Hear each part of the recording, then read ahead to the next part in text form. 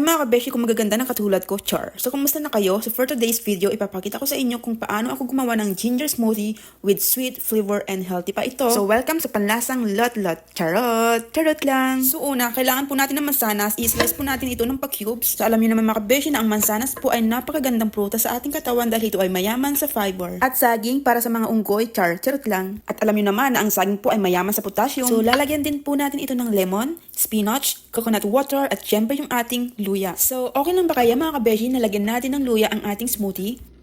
Yes mga kabeshi, pwedeng walang pipigil sa inyo. Char. Dahil hindi lang po ito nagpapadagdag ng mas masarap na lasa, subalit ito ay maganda sa ating immune system at ito ay anti-cancer at anti-diabetes properties. O diba bongga? So, i-blender mo lang sila lahat-lahat at pwede mo pong lagyan ng ice para more refreshing. O diba? At syempre, pagkatapos niyan, pwede na po natin itong inumin. So, let's drink. Cheers, mga kabeshi.